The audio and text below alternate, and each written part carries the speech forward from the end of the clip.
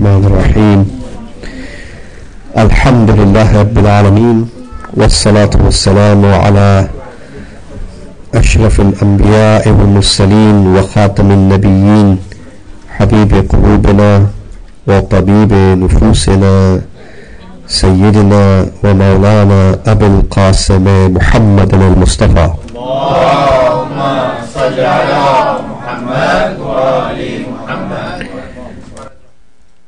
وعلى آله الطيبين الطاهرين المعصومين واللعنة الدائمة على أعدائهم أجمعين من حين عداوتهم إلى قيام يوم الدين. أما بعد، فقد قال الإمام الصادق عليه الصلاة والسلام: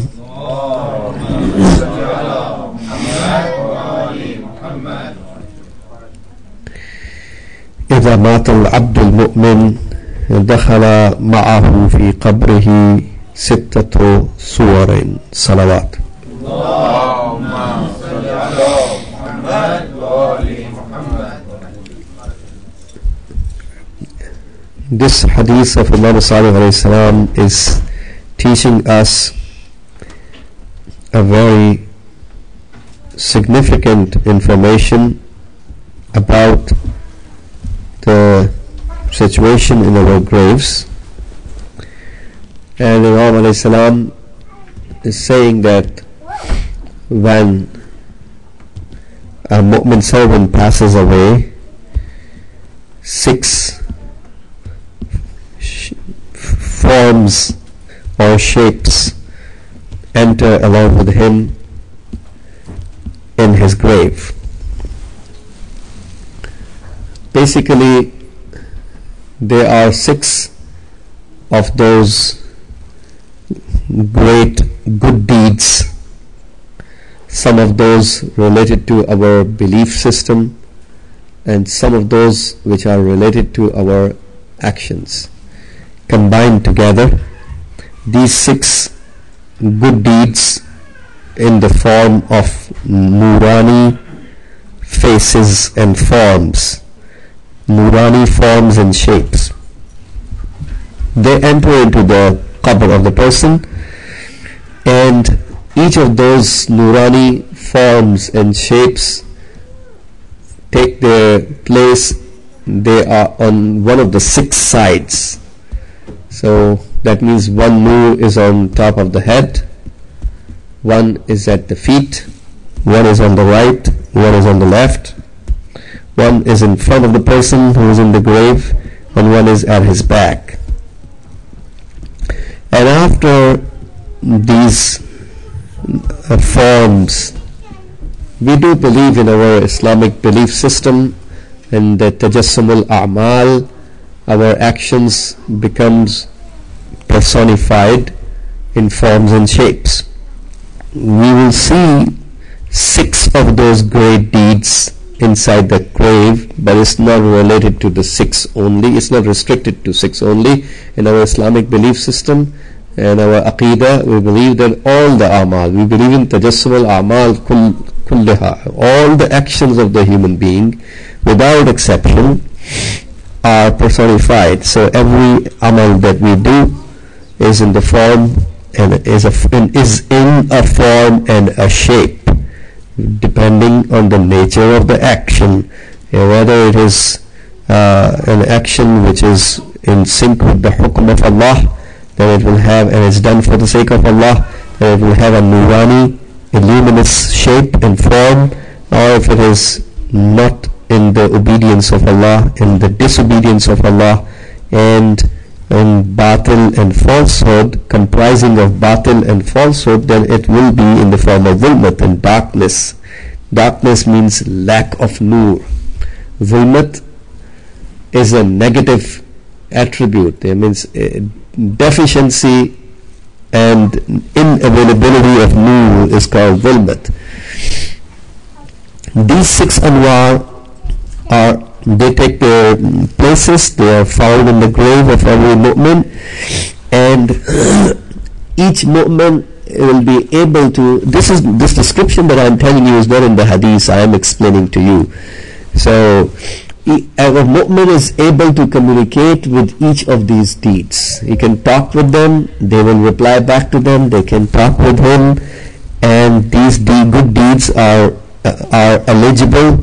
Our Urafa say that they are eligible for the shafa'at of a mu'min. That means when we need shafa'at and intercession for our sins to get forgiven, and we get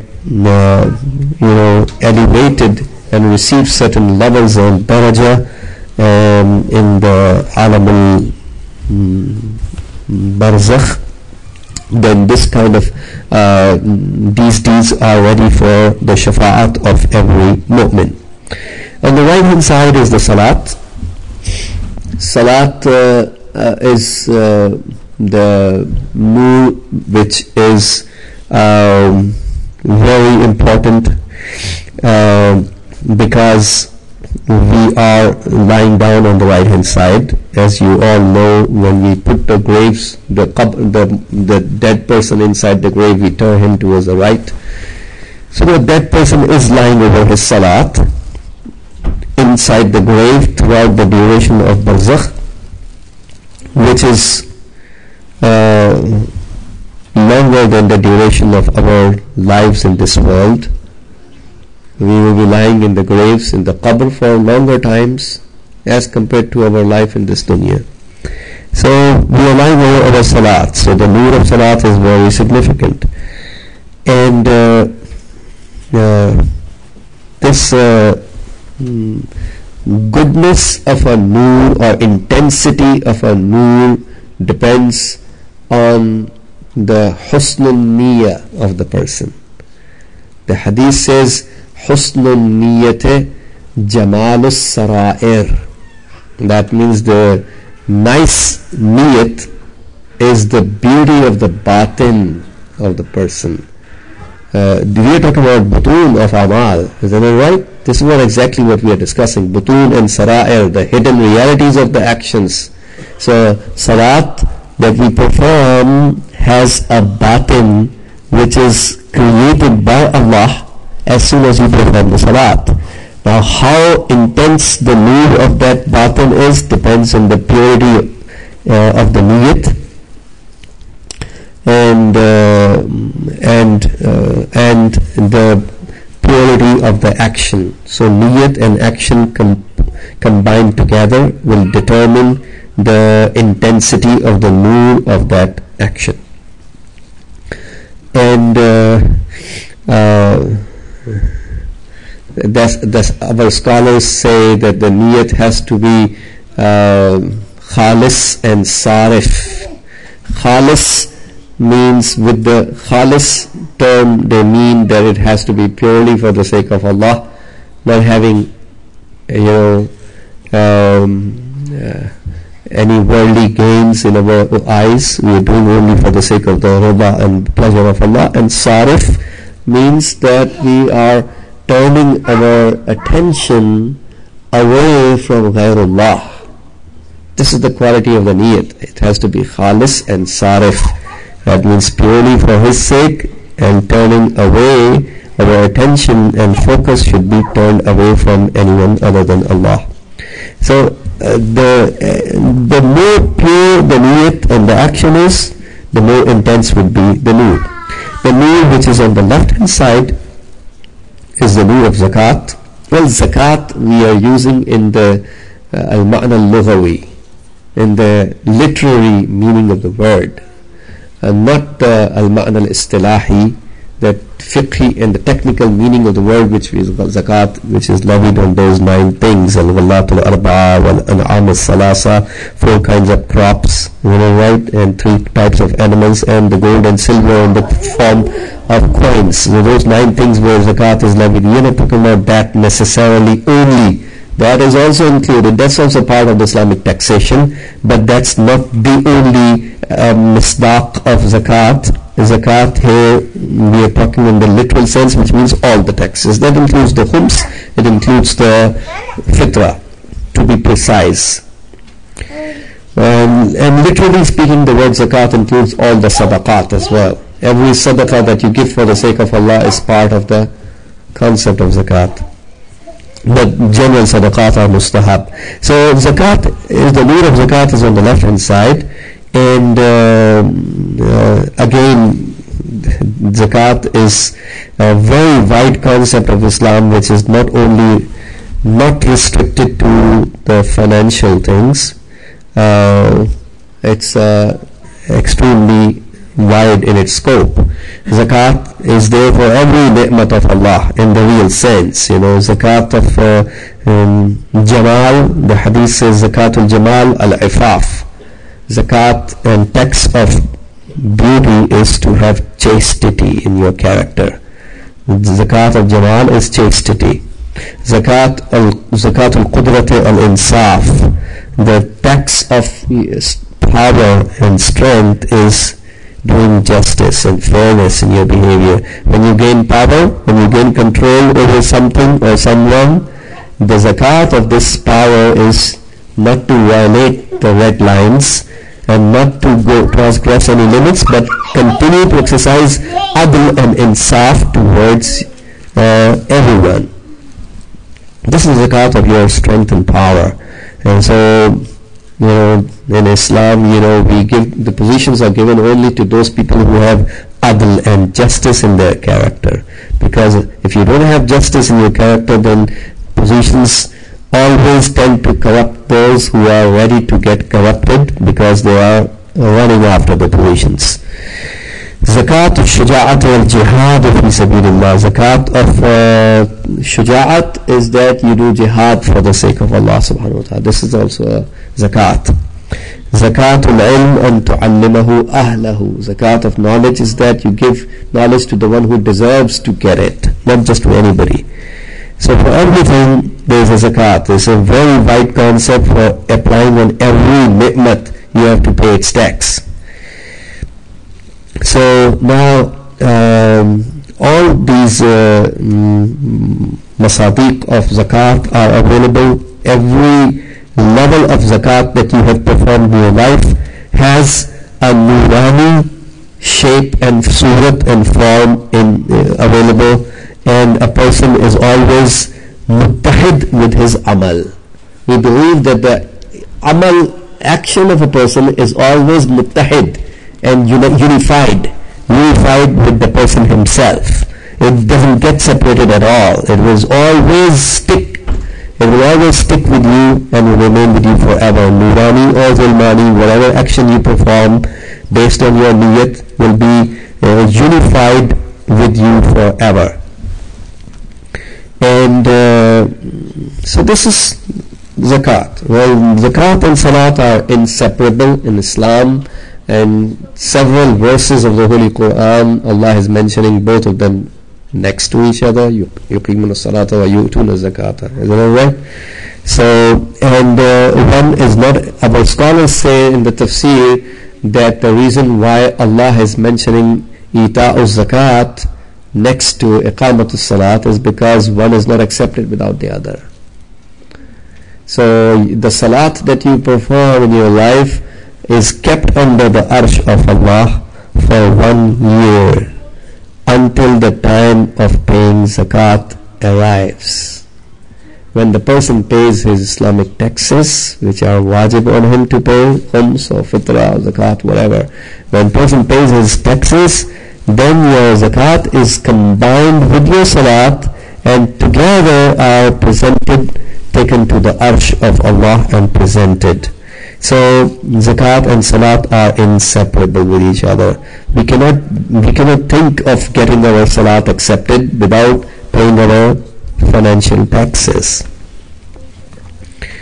So not just that, but also we have this hadith from Rasulullah sallallahu alayhi wa alihi wa sallam. Allahumma salli ala Muhammad wa ali Muhammad wa ajil farajah. Actually it is from our sixth Imam, where he says hassinu abwalakum bis zakati. That means fortify your finances, your money through zakat. So this is how we are protecting our money. money gets wasted. If you don't give the zakat, this money is without, the hadith says it's without barakat. And also at the end of the same hadith you will learn about another very good point. So the hadith says حَسِّنُوا أَمْوَالَكُمْ بِالزَّكَاةِ وَدَاوُوا مَرْضَاكُمْ بِالصَّدَقَةِ, and cure your sick people through sadaqah. So when we have somebody sick in our family, in our friends, we give the sadaqah and seek the cure from Allah subhanahu wa ta'ala by giving the sadaqah. وَمَا تَلَفَ مَالٌ, then Imam al-Sadiq al-Islam said, وَمَا تَلَفَ مَالٌ فِي بَرٍّ وَلَا بَحْرٍ إِلَّا بِمَنْعِ الزَّكَاةِ. There is no money that got wasted in a dry area or on an ocean, on water, except because of the fact that zakat was not paid. Zakat was stopped.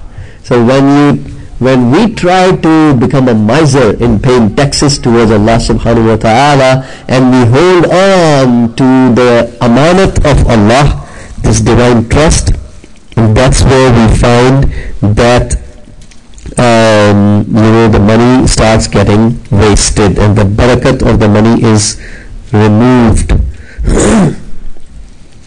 So this is the nur of zakat on the left hand side. And the benefit of these nur is that the flames of the fire which may want to reach you from the right hand side are protected by the nur of salat, and the flames of fire which are about to reach the person in the qabr from the left hand side are protected with the nur of the zakat. And likewise the flames of fire coming from any of those other four sides are protected by those nur which are present on that corner. So each nur is protecting this mu'min from the flame of fire. The nur which is in his front is the nur of the fasting.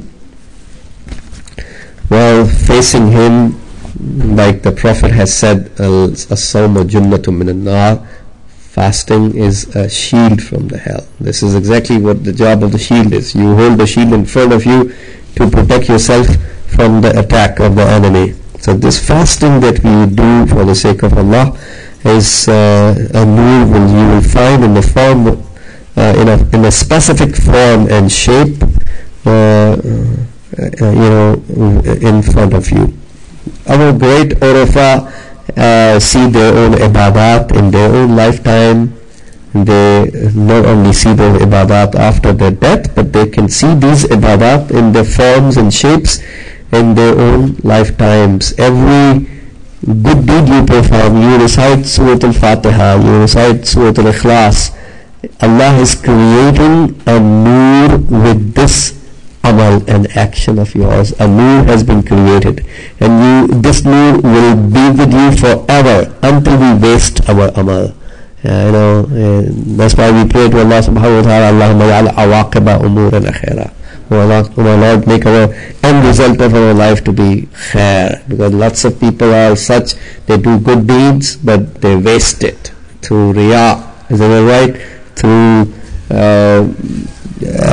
showing off to others, or other a'mal which do waste our good deeds. We have several bad deeds which are mentioned in hadith. If you perform any of those harams, it will erase the previous good deeds. Just like you have several of the good deeds, if you do, the bad deeds are covered up, takfir as-sayyi'at, they are covered up and erased. And not just that, but Allah replaces the bad deeds with the good ones, and in some cases multiplies several folds of the good deeds are written in the place of the bad ones.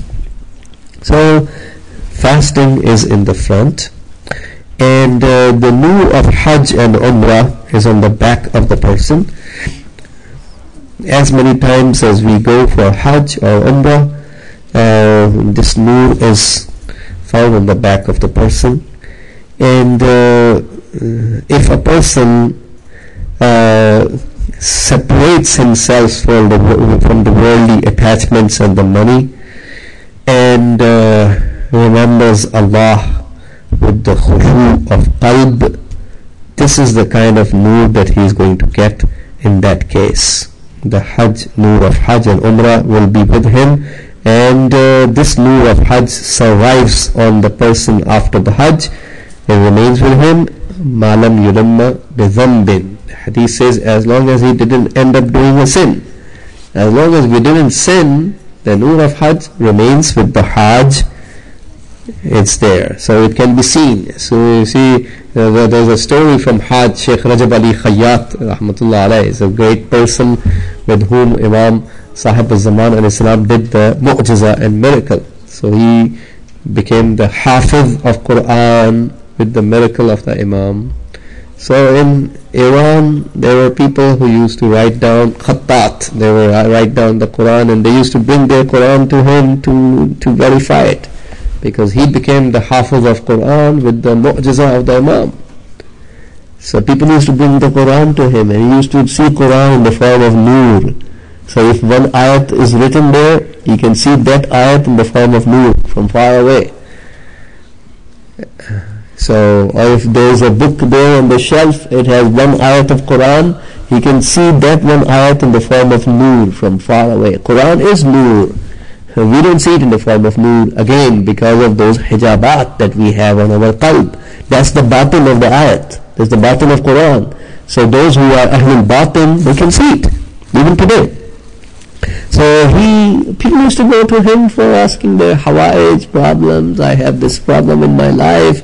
My affairs are stuck. What should I do? I invest in my business. I have no barakat. I lost my job.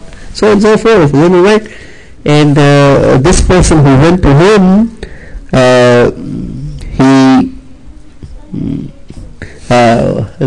he said to him that, what did you do that what big thing you have done today? And he said, well, I didn't do anything. He said, no, you have done something. Then he started to think and said, see, I am a taxi driver. And what happened is that when I was driving my cab today, I saw a blind person. And I thought to myself, let me help him today. So I let him sit in my car, in the taxi, and I took him to the door of his house. Although the lane was very small, it was hard to drive the car in that small lane. I could have dropped him outside of the lane, but I thought, well, it's difficult to drive, but let me take him. So I drove the car very, carefully into that small lane, and I dropped that blind person right at his door. So Sheikh Rajab Ali Khayyat said to him, why are you saying you didn't do anything? This is a big thing. I can see the nur of that action in your qalb. So every ibadat that we perform has a nur which is in sync to the nature of that ibadat. Now, some of the ibadat are very beloved in the eyes of Allah. If you do one of those special priority list, then your nur is also huge. If you do some of the ibadat which are less important, then the nur is also less. So understanding the tarajih, the priorities in the eyes of Allah, is very important to get higher level of ibadat. So doing the right ibadat at the right time. This is about the ma'rifatul deen, the ma'rifat of Allah subhanahu wa ta'ala. Awwalul ilm ma'rifatul jabbar. Didn't Rasulullah sallallahu alayhi wa sallam say that? Awwalul ilm ma'rifatul jabbar wa akhirul ilm tafweedul amri ilayh. That's the summary of human life. Prophet says the beginning of knowledge is to have the ma'rifat of Jabbar, that means Allah, and the end of the knowledge, this is the peak of knowledge. End of knowledge is that you submit your affairs to Him. Not everybody can even understand this, and and do this. So those who are doing the tafweed al-amr ilay, how much nur they have in their qalb, only Allah knows. So we find the nur of Hajj and Umrah. Imam al-Hasan alayhi salam did 15 Hajj, in some narrations 25 Hajj on feet, traveling on foot, and some of the times he had very good horses available next to him, and somebody asked him, why don't you ride the animal instead of walking this like that in the desert? From Medina to Makkah is a long trip in the burning sands of the desert. And Imam Hassan said, I feel embarrassed in front of Allah. That means embarrassed to go to him riding on the animal. So this is how, see, an ibadat that you perform in a nice way, the same ibadat a sinner like me would do, there is no comparison with the ibadat that is done in a nicer way. The same ibadat, the same 3 rakats of prayers, if you do in a nicer way, which is more beloved to Allah, will multiply the nur several folds for you.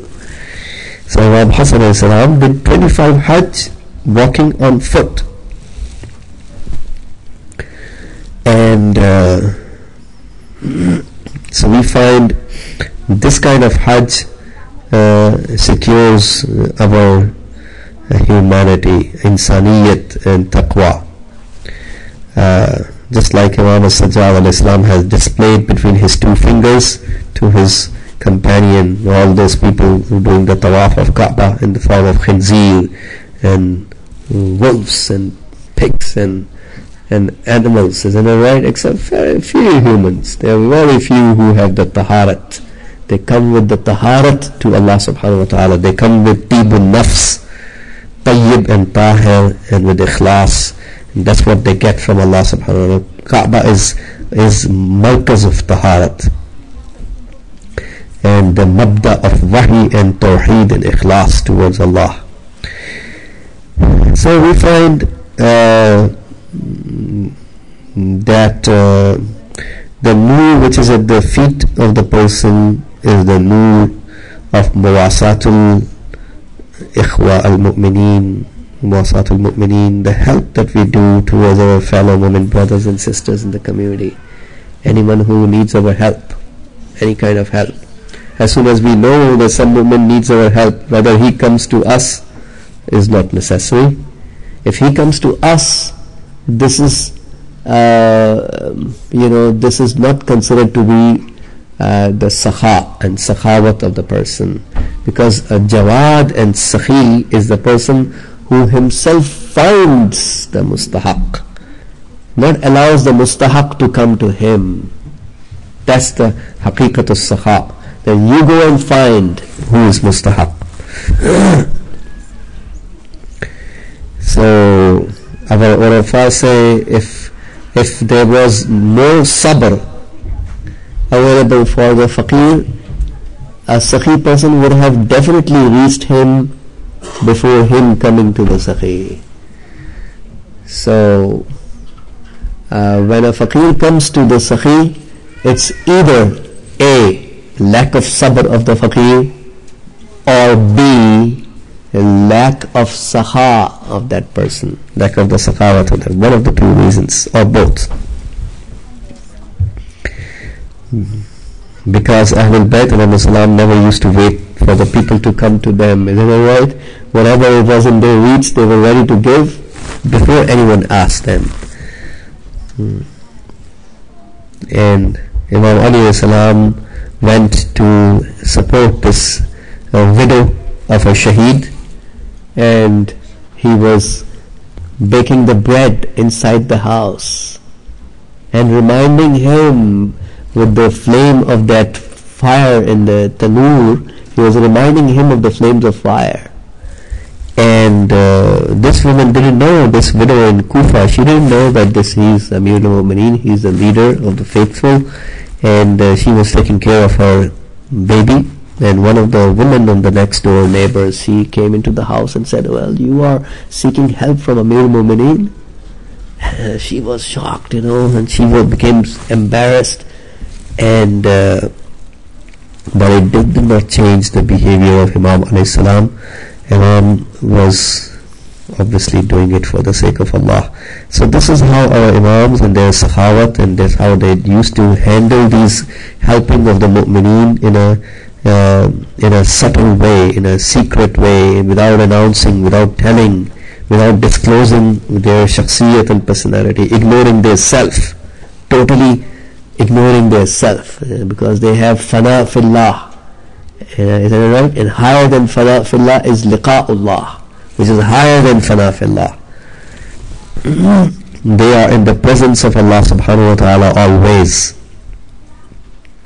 So helping your fellow mu'min brothers is, this nur is says to all the rest of the four, nur of salat and nur of zakat and nur of fasting and nur of hajj and umrah, the nur of the help of the mu'mineen says to these four, you guys help the person, and when you are unable to help, let me know.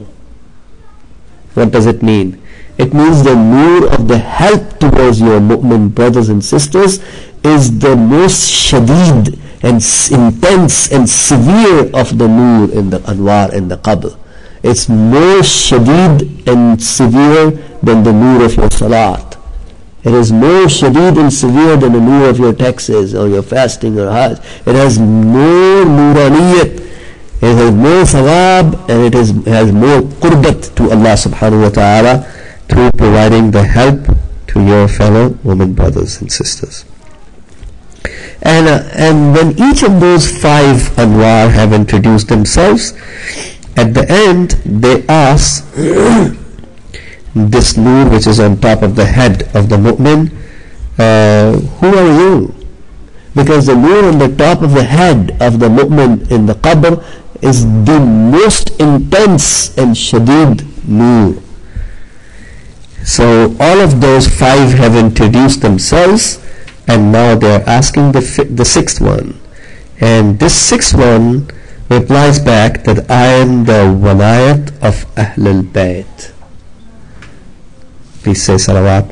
Allahumma salli ala Muhammad wa ali Muhammad. So whoever has the thirst, as my teacher had said in his lesson, whoever has the thirst towards the Ahlul Bayt, he will definitely be resurrected with them. Not just the zahiri apparent claim of the love of Ahlul Bayt. Whoever is really thirsty for the love of Ahlul Bayt, he will get resurrected with them. So before I come to the end of my speech, there is a hadith from Imam al-Baqir alayhi salam where he says to Jabir al-Ju'fi. Jabir al-Ju'fi is one of the great fuqaha, one of the great mutafaqqiheen in the time of Imam al-Baqir was Sadiq alayhi salam. And Jabir al-Ju'fi is the one who has narrated 30,000 hadiths from Imam al-Baqir alayhi salam. 30,000 hadiths, which are the asrar and secrets. So Jabir narrates from Imam al-Baqir. He is not an ordinary person. Jabir al-Ju'fi says that I asked the Imam alayhi salam, لأي شيء, we are talking about the sixth nur, isn't that right? Sixth nur, which is in the qabr of a mu'min, which is the most intense nur of the walayat. So Jabir is asking the Imam, لأي شيء يحتاج إلى النبي والإمام. Why in the world do we stand in need of a prophet and an imam? This is what our youth, born and raised in America, must understand, that why do we cherish and why are we proud over the belief in the walayat of 12 imams? What did we benefit from believing in it? So Imam alayhi salam says, لِبَقَاءِ الْعَالَمِ عَلَى صَلَاحِهِ, so that the universe survives in its correctness. That means it properly survives. The whole universe will survive properly because of that, in other words. And then Imam says, وَذَلِكَ in that إن الله عز وجل يرفع العذاب عن أهل الأرض إذا كان فيها نبي أو إمام. Allah removes the punishment from the dwellers of earth if in the earth there is a prophet or the imam. قال الله عز وجل, Allah has said, وَمَا كَانَ اللَّهُ لِيُعَذِّبَهُمْ وَأَنْتَ فِيهِمْ, and Allah is not going to punish them, as long as you are in them, in other words. وَقَالَ النَّبِي, and then Imam al-Baqir says, the Prophet has said, النُّجُومُ, please pay attention, النُّجُومُ أَمَانٌ لِأَهْلِ السَّمَاءِ وَأَهْلُ بَيْتِ أَمَانٌ لِأَهْلِ الْأَرْضِ. The stars are a protection for the dwellers of heaven, أهل السماء. وَأَهْلُ بَيْتِ أَمَانٌ لِأَهْلِ الْأَرْضِ, and my Ahlul Bayt are a protection for the dwellers of earth. فَإِذَا ذَهَبَتِ النُّجُومُ أَتَى أَهْلَ السَّمَاءِ مَا يَكْرَهُونَ. If the stars are gone, if the stars were no longer there, the people of heaven would see what they dislike to see. That means it would be a very unpleasant situation, an unpleasant situation for the dwellers of earth. They would be stuck. وَإِذَا ذَهَبَ أَهْلُ بَيْتِ أَتَى أَهْلَ الْأَرْضِ مَا يَكْرَهُونَ. And if my Ahlul Bayt go away, then the people of earth would see what they dislike.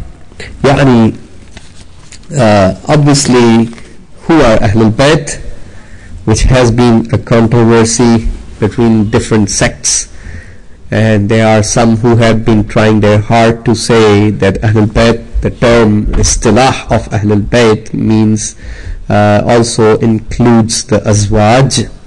Is that right? Now my question to your questions, Prophet has said in his hadith that إذا النجوم أمان لأهل السماء وأهل بيتي أمان لأهل الأرض فإذا ذهبت النجوم أتى أهل السماء ما يكرهون وإذا ذهب أهل بيتي, if my Ahlul Bayt go away, أتى أهل الأرض ما يكرهون. The people of earth, dwellers of earth would basically face and see what they dislike. The earth won't survive without it, in other words. So now, if Azwaj were included in the Ahlul Bayt, Azwaj of the Holy Prophet already died. Is that right? Is there any of the Azwaj surviving? Azwaj of Prophet have already died.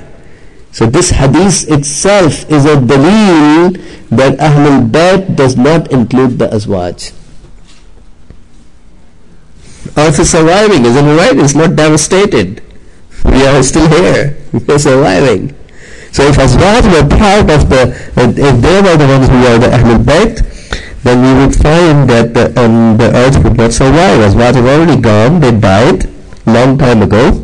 So Azwaj are not part of the Ahlul Bayt. This hadith is also a dalil that at least one member of Ahlul Bayt is still surviving. Imam al-Hujjat ibn al-Hasan al-Mahdi alayhi salatu wassalam wa ajjal Allah ta'ala farajahu al-sharif. يعني بأهل بيته الأئمة الذين قرن الله عز وجل طاعتهم بطاعته. So Prophet means from Ahlul Bayt the Imams whose obedience Allah has mentioned next to his own obedience. فقال, Allah said, يا أيها الذين آمنوا أطيعوا الله وأطيعوا الرسول وأولي الأمر منكم. So the ita'at and obedience of the Ahlul Bayt is mentioned next to the ita'at and obedience of Allah and His Messenger. وهم المعصومون المطهرون الذين لا يذنبون ولا يعصون. They are the ma'soom and the purified ones who never sin, never do any haram or ma'siyat. وهم المؤيدون.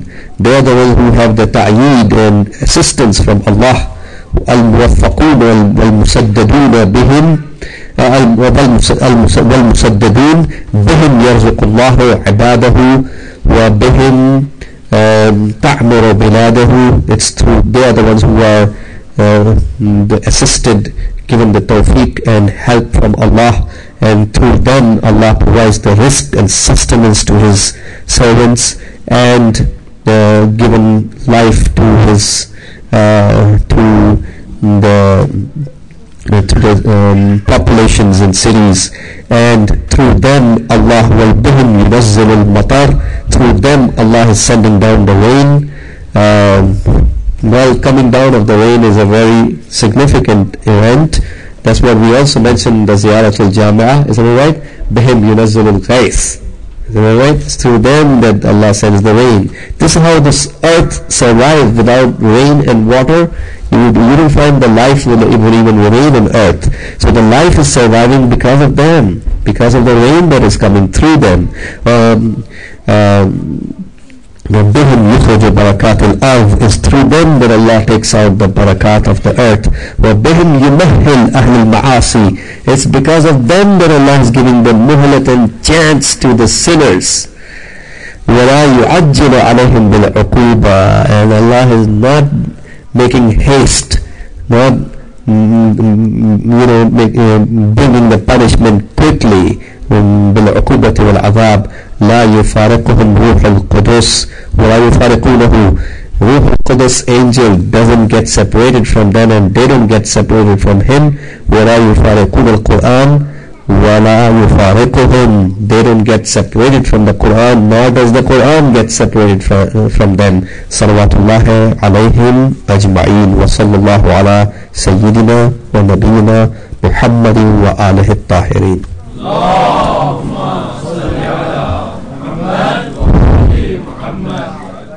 Allahumma salli ala Muhammad wa ali Muhammad. May Allah subhanahu wa ta'ala give us the tawfiq to perform the hasanat and the ibadat, especially these 6 of the great a'mal, khalisatan li wajhillah. May Allah subhanahu wa ta'ala give us the tawfiq to have the tamassuk with the walayat of Ahlul Bayt alayhim as-salam. Allahumma ansur al-Islam wal-Muslimin واخذل الكفار والمنافقين. اللهم انصر من نصر الدين واخذل من خذل المسلمين. اللهم انصر واحفظ وأيد علماءنا الربانيين ومراجعنا الربانيين، لا سيما الولي الفقيه قائد المسلمين. اللهم انصر جيوش المسلمين وعساكر الموحدين. اللهم فك عن الأسراء المسلمين. اللهم وفقنا لما تحب وترضى، وعجل في فرج مولانا صاحب الزمان، واجعلنا من أنصاره وأشياعه وأتباعه وأعوانه بجاه محمد وآله الطاهرين. Let's read the ayat al-Karima 5 times again for Samahat al-Shaykh al-Nimr, for Allah, who is in the jail of the despotic Saudi puppet regime, for his freedom, and all the Usara al-Mu'mineen in the jails of Zulm, and for all the Mu'mineen and Mu'minat in the Islamic Ummah. Let's read the ayat al-Karima 5 times. أعوذ بالله من الشيطان الرجيم. أمن يجيب المضطر إذا دعاه ويكشف السوء. أمن يجيب المضطر إذا دعاه ويكشف السوء. أمن يجيب المضطر إذا دعاه ويكشف السوء. أمن يجيب المضطر إذا دعاه ويكشف السوء. أمن يجيب المضطر إذا دعاه ويكشف السوء. اللهم اشف مرضانا ومرضى المؤمنين والمؤمنات، واقض حوائجنا وحوائج المؤمنين والمؤمنات، وفك أسراءنا خاصة هذا الأسير المنذور بجاه محمد وآله الطاهرين.